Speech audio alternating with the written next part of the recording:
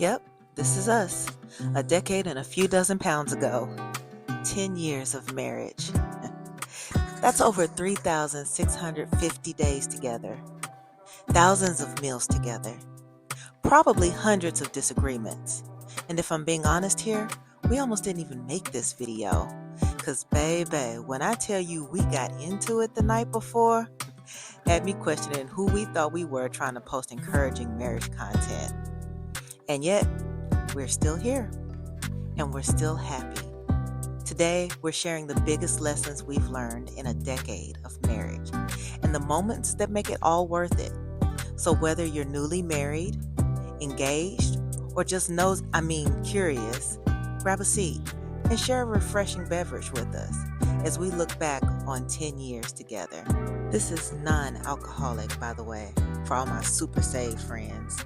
Now let's set the mood with a little bit of music. Oh yeah, I think I like that. What's going on here? Happy anniversary. Thank you. How you been invested to you too? What would you say about the journey so far? A lot of learning curve, Hmm.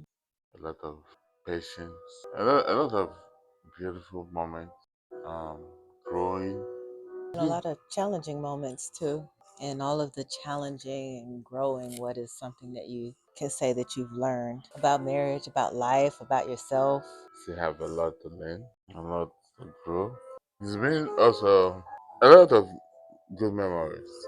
It's not easy sometimes, especially when you have two people from different culture, different background that are way far from each other, and they're trying to work it out. God has been good to us too. Added a lot of weight though. So I think being in an intercultural marriage by itself has its own challenges, right? Yeah, Because, not only are you dealing with another individual who has their own idiosyncrasies and their own family upbringing that has affected the way that they view life, approach life, and live life, but someone who has a completely different cultural filter on life, behaviors, customs, belief systems, mannerisms. It's been kind of challenging to adapt, I would say. yeah, I think one of the funniest things for me is even learning how not to give things or take things with my left hand. yeah. It is very important. Those little details matter sometimes. Mhm. We may think that they're not big deal, but they are. Mhm. How you're raised, you know, what is important to you, or what is important to me may be a lot different. Ability to also communicate. I come out from a society where even me looking at you, the way you're looked at, is itself words. That's a form of It's a communication. form of communication. So I But know like Africans tend to communicate very implicitly, like a lot of what they want to convey or mean is almost kind of coded in the words and the behaviors and the mannerisms that they say. It's very implicit.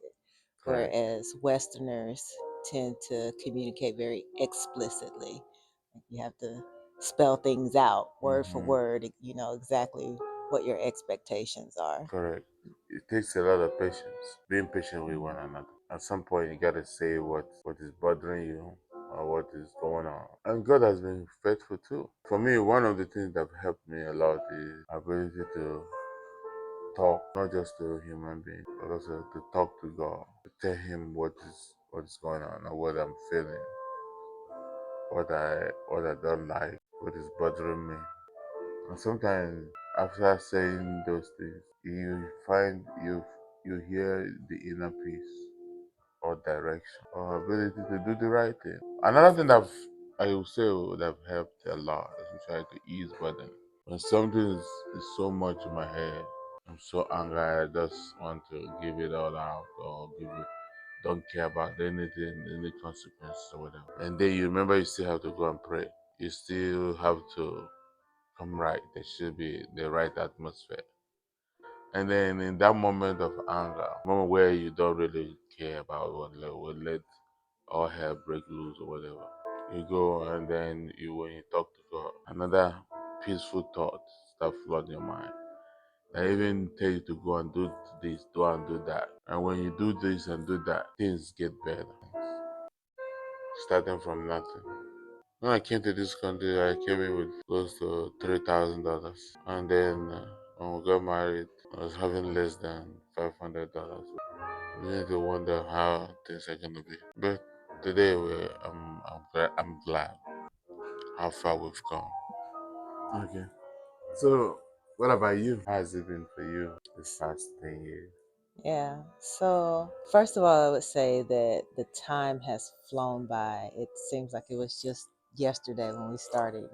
But I feel like it has been both the easiest and the hardest thing that I've done in my life. And I'm not saying easy because it's easy. What's easy, I think, for me is loving you. I see you as like my best friend and someone that I can look to for guidance and a lot of spiritual insight. Your relationship with God and how you are able to download from heaven is something that really attracted me to you, because at least knowing that you hear from heaven, that you hear from God, gives me the confidence to be able to put my trust in you and to submit to you and follow you, because I know that you are following God's will for your life, for our life. So I can trust that. And it's also been hard. I'll say, even in a good relationship, even in a loving relationship, which I believe we have, there's still a lot of hard work that is needed. The love, the intimacy is very important, but that by itself will not sustain a relationship. I think one of the hardest things for me personally, and something that I was kind of been reflecting on even leading up to our anniversary this year, is coming to terms with the fact that the way I grew up, as much as my parents loved me, as much as I love my parent, my upbringing involved a lot of neglect. So I specifically remember around the age of 12 is a time that I look back on and I point to that say, yeah, I was pretty much left to raise myself at that point. There was one thing that I read somewhere, somebody who has like this fierce independence, like they don't want to depend on others, they want to do everything themselves, is very capable of doing things on their own, being very independent, that is not necessarily a virtue or personal strength, but that it's a coping mechanism, a survival mechanism, because whatever made that person that way is because they had to be that way in order to survive. And I kind of started to relate with that, because that was pretty much like my story growing up. Like I made my own decisions. I fended for myself. And I can see now, like as an adult and in an interdependent marriage, an interdependent relationship now, how that kind of independence is affecting like even my communication style and the actions that I take. Because I guess it's like, if I look back on it, then I thought that my absolute freedom to make my own decisions and go about life the way I saw fit was an expression of my parents' trust in me. And which, to be honest, I didn't really make bad decisions. I didn't get myself into trouble. I took care of myself, and I succeeded in the areas I needed to succeed. And I interpreted that as trust. And so now in marriage, when it's like, okay, I need to consult with my husband before I take this decision, or if I happen to take a decision just because that's my mode of operation, like that's how I function, and I haven't consulted anybody. I haven't consulted my husband, and now you're mad at me because I didn't carry you along. And then it comes off as like, well, why don't you trust me? And so I know that that's kind of been a source of contention between us. And so that is a huge learning curve for me, learning how to reprogram my mindset and how I operate in life, from being independent to being interdependent, with someone else. Also, even like countering some of the lessons that I was taught. I specifically remember two specific lessons, one from my mom, one from my dad, about relationships. The lesson from my mom was this: never be in a situation where you completely depend on a man. The lesson from my dad was this: never let a man depend on you. Never be in a situation where a man is totally dependent on you. And I understand where they were coming from, you know, on both sides. There's an amount of truth in those lessons. But what each side failed to understand is that a good relationship, a stable relationship that will last, needs to be interdependent. Correct. Where I do need to depend on my husband, and my husband does need to depend on me. Correct. Yeah, it is a good lesson to learn. I've heard apostles many times say, and we learn to relearn Unlearn, and learn yeah. and unlearn too and learn again Relearn. or relearn. And the truth is that sometimes we are taught to be strong, to be self-sufficient, but I don't think life is really meant that way. I come to realize that in life you gotta be vulnerable sometimes. Now when you see when it doesn't work out, especially when people take advantage of your vulnerability and your trust, then you begin to question all that. But the way God has designed this life, like there's always a level of trust, dependability with people. There's a saying that the tree does not make a forest. The Bible even said, "Three Or strength cord is not easily broken." And what is that three strength? God, the husband, and the wife, interwoven with one another, is how you make it strong. It's important. I know about surprises and all that. It is not it. When we're making decisions that affect one another, it's important to carry people along, carry your spouse along. The family is one is purpose, one purpose, unity of purpose. Well, sometimes it calls for us to be patient with one another. You know, on my own side, it's not been easy.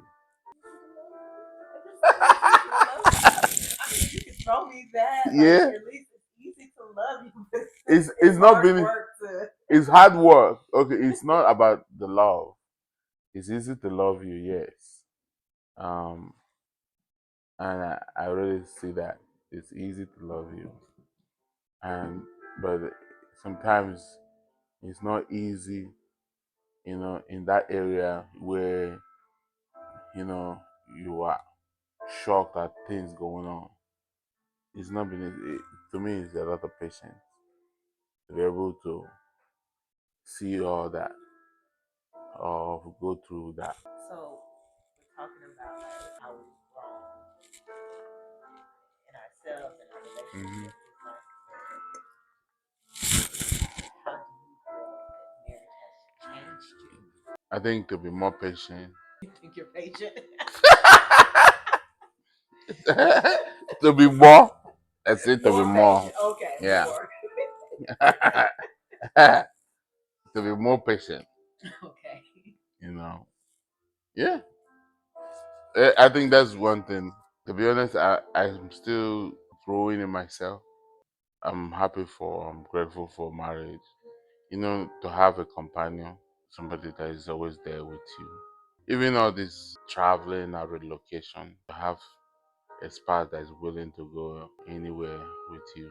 Somebody that you can come back home to. Do you have any advice for anybody thinking of getting married or just going into marriage?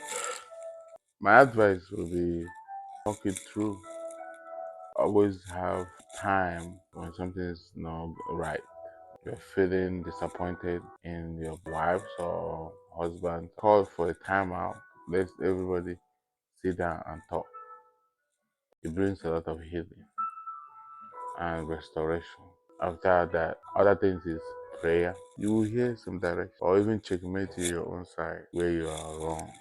The previous video I said something about an old man that comes to teach me or talk to me when I'm going through something. That's when you see him come. So, like I said, you talk to God. He's he's a better friend than me. Really. Yeah, we're still a work in progress. We're not perfect. The goal is to be better today than I was yesterday. 10 years. And this 10 years has been, I've seen a lot of blessings from God. I'm grateful. So yeah, 10 years and many more years. To 10 years and many more. Mm. Hey guys, thanks so much for watching. If you've been married for 10 years or more, what advice would you give to newlyweds? Leave your advice in the comments below. We'll see you again next time. Bye.